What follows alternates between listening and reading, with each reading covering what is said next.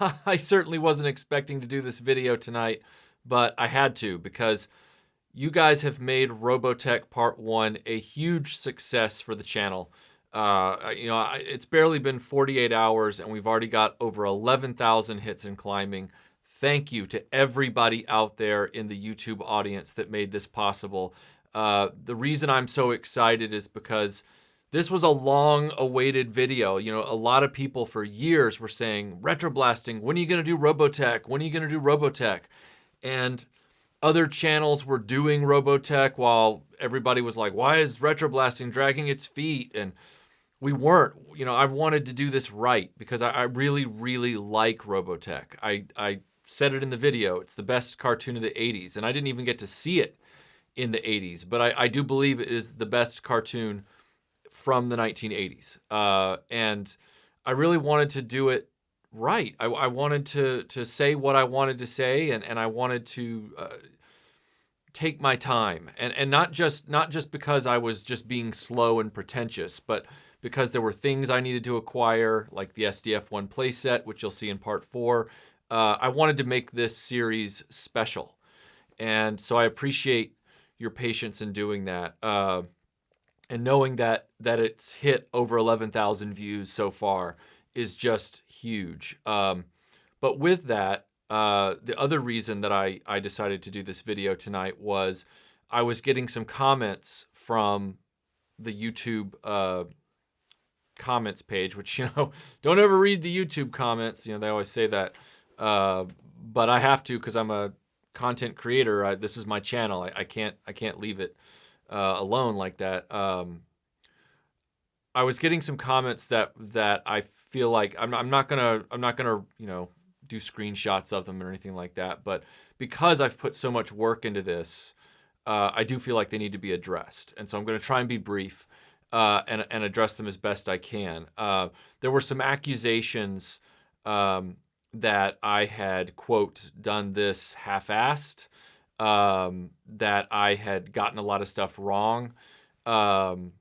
And when I went back and looked at all of those accusations, I realized that there was only one error, and the rest of it was all just open to interpretation.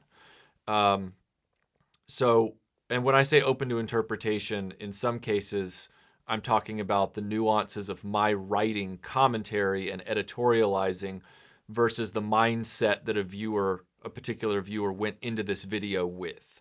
That doesn't mean to say that what they said was wrong versus what I said was wrong or right. You'll see in a minute.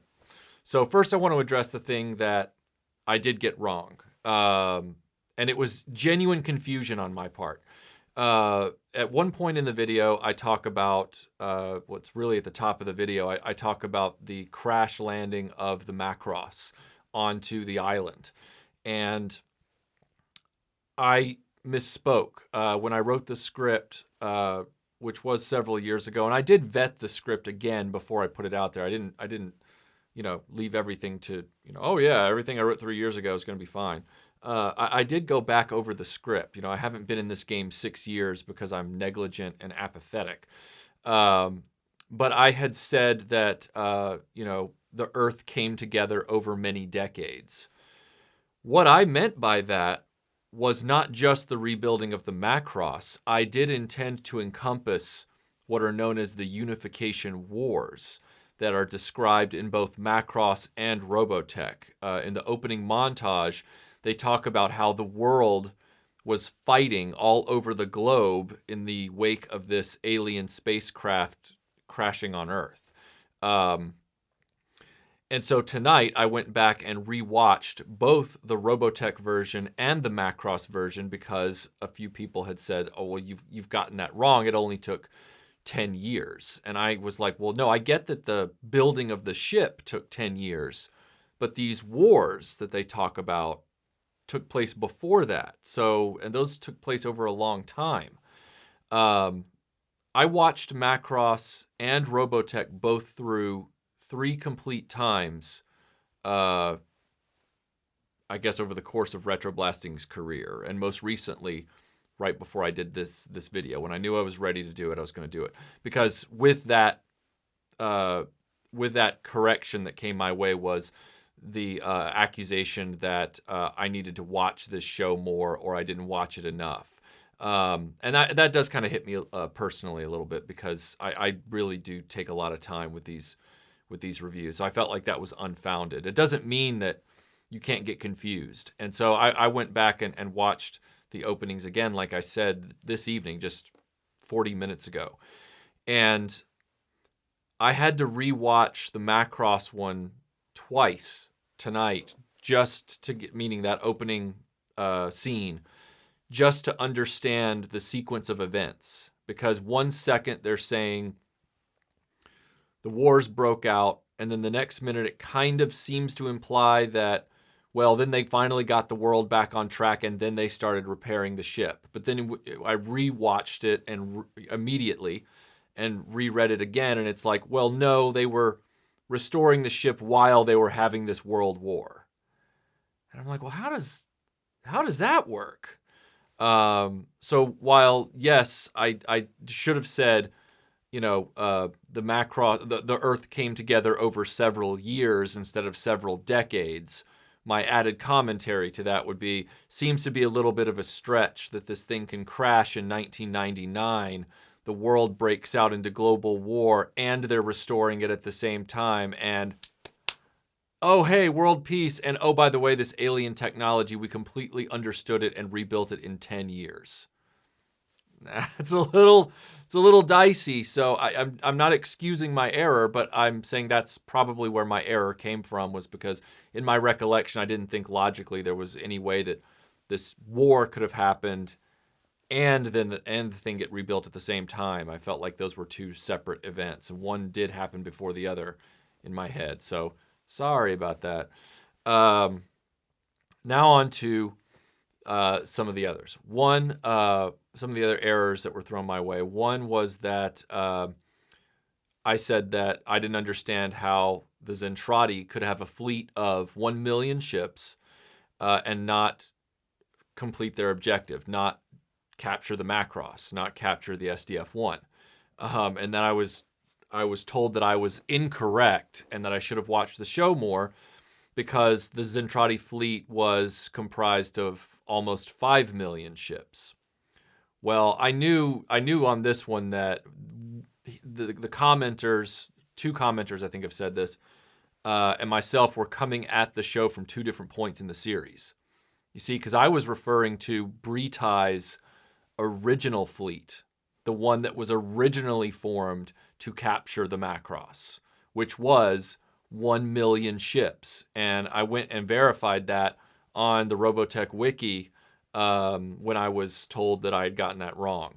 And it's not that I got that wrong, it's that a lot of these commenters, you guys are thinking about a different part of the series than I am. I'm talking about the initial attempt to get the Macross. And then there was some added commentary that said that the reason that they wanted to destroy the Earth, because I said that it's a little ridiculous that they want to destroy the Earth when all they need is the SDF-1. And I stand by that, because they said, no, they want to destroy the Earth because the Micronians proved themselves to be deadly. Okay, well, if you can't capture the Macross with 1 million ships, it doesn't really matter what your motivations after that are. As far as you got one ship against 1 million ships and you can't seal the deal. That was my point. I don't really care about the other motivations after that. Yeah, they want to destroy the Earth now. Well, guess what? If Micronians were that dangerous, then you shouldn't have kept it a legend. It should have been at the very top of every Zentradi starship manual. By the way, first rule, if Micronians are involved in any part of this, wipe them out immediately, no questions asked. Do not pass go, do not collect $200, right? Just wipe them out. And that's a failing on the writer's part, because it doesn't make sense that they would keep the most dangerous thing they've ever encountered buried under top secret confidential stuff if what they want to accomplish is to make sure that their troops never fall under the influence, right? So by that logic, the Zentradi's first move should have been just destroy the Earth and destroy the SDF-1 and just let's move on. But I'm going down a rabbit hole on that. My point is that the accusation that I got the fleet size wrong is incorrect. They're talking about, you guys who are saying that to me are talking about the fleet size toward the end of the series. I'm talking about the fleet size when Bretai pursues the SDF-1 in the bulk of the series. And honestly, if you can't attain your objective against one with 1 million, how do you expect to do any better with 5 million? I mean, because 100 to 1 is, 100 to 1 is pretty decent odds in your favor if you've got the 100. 1,000 to 1, 100,000 to 1, million to 1. Can't lose now. Oh crap, I'm losing. See, that's kind of a narrative problem with the story. But anyway, and then another thing that was told to me was that Mad Jack isn't Captain Gloval's first name, that it's actually Henry or something like that. If you're hearing something over my head, it's my cat, because he's a jerk, and he's one of our cats is doing something right over this room. So thanks a lot. So anyway, I was told that Mad Jack is not Captain Gloval's first name. Well, yeah, I know that. I know that's not his first name. That wasn't really the point. I was referencing Mad Jack Churchill, who was a crazy officer in the British Army in World War II. And Mad Jack Churchill, I was trying to draw a parallel between him and Captain Gloval, who's acting crazy and making crazy decisions and getting a lot of people killed. That's all I was doing, was just editorializing. And so that's not me not knowing something, that's you not knowing something. So read more history. Yes.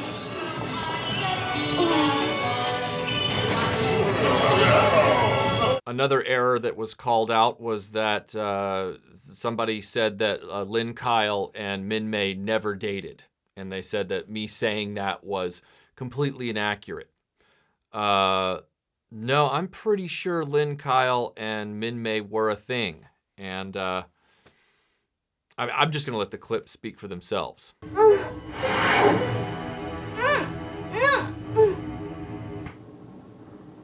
I want to apologize to you, Rick. I mean, about Kyle. It's not really your fault. I should have let you know what my feelings really were. Yes.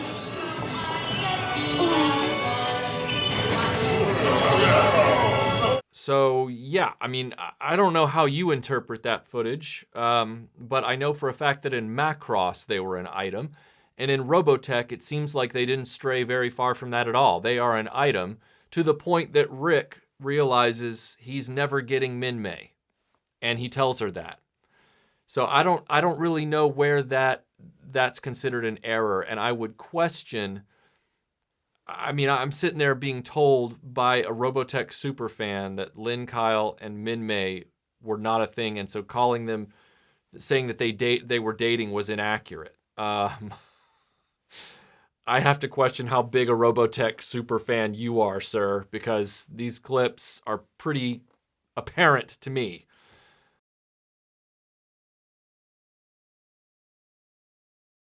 Sir, you're creating panic on the ground. You must increase your altitude and fly out over the ocean immediately. It's imperative. I will comply with your order if you can give us permission to deboard all these civilians. Sir, that's an absolute impossibility.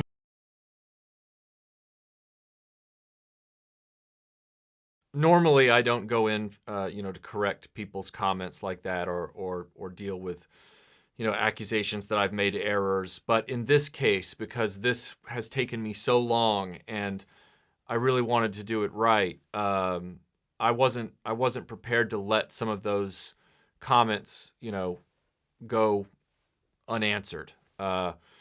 If I've made an error, which I did in the one case, I'll own up to it. But I'm not going to be told that because I chose to focus on these parts of the story to discuss versus these others that I made an error or I did something half-assed.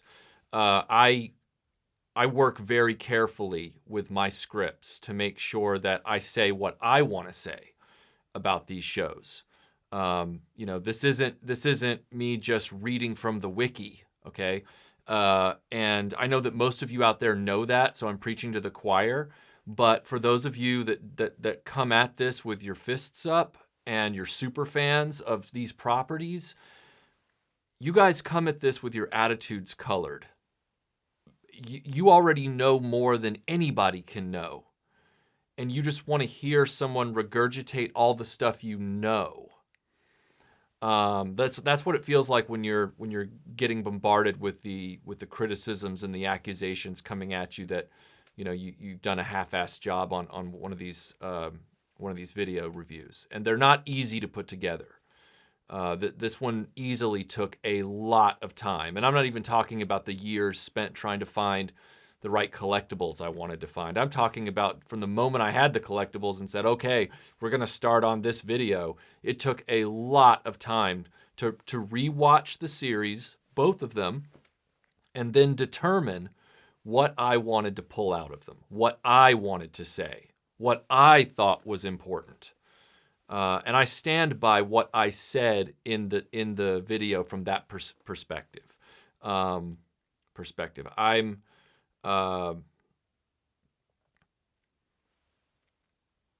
am not here to parrot another YouTube channel's Robotech video, and RetroBlasting does not look at things the same way that a lot of other review channels do. It's me. My brain is a little manic, and I focus on other specific things. For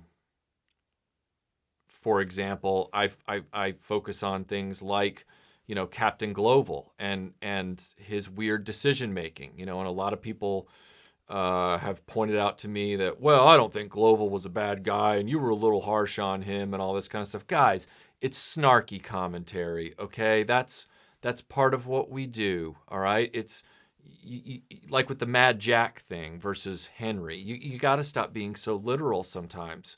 I mean, I'm not trying to get anything wrong. And in that case, I wasn't getting anything wrong. I was saying, if you look at the way this guy made decisions, he's getting a lot of people killed. You know, when it comes to them invading Earth because the Micronians are a threat, well, they didn't come to that decision until after they couldn't capture the SDF-1 with 1 million ships. You know, that I'm talking about this part here. Because this part here is so implausible, all of this over here to rationalize it doesn't really matter. I mean, that's my point. I'm focused here. You're focused here. If I'd been focused here, you'd probably have called me out for this over here. I'm really enjoying doing these videos for Robotech, and I'm going to continue to do them my way. And you know, you're always welcome to say whatever you want, but don't ever accuse me of doing it half-assed, and don't ever tell me that I haven't watched the series enough. Human error is going to come into it, but as of right now, the mistakes you claim I've made, let's say you've made, what, 5 accusations, called out 5 errors. There's actually only been 1 error out of those alleged 5. And I really appreciate the fact that the video has gotten so much viewership so far. And I thank the whole RetroBlasting community for that. So we're working on part 2, Deja Vu with Southern Cross. We're going to be doing that real soon. First, I'm going to be doing a few more videos. I'm going to be doing Voltron Lego from the Lego Ideas set, because we always review the big classic Voltron releases that come out. And then I'm probably going to do another installment of Who's the Doctor, because I've already got that in the hopper for all you Doctor Who fans out there. We're doing Ark in Space. And then I've probably got a few more videos here and there that I'm going to be doing. But yeah, try to remember, guys, you big Robotech fans out there, that I might slip up occasionally, because Robotech is not a simple story, and it's not something where you even know what questions to ask sometimes before they're thrown in your face. It's that complex. So you know, try and cut me some slack, because RetroBlasting is not known for being sloppy. And so accusing me of being sloppy or accusing me of being half-assed, that lands in the personal zone. Okay, so I'd appreciate some consideration. So we'll see you guys on the next video. Looking forward to seeing what you think of it. So we'll talk to you soon.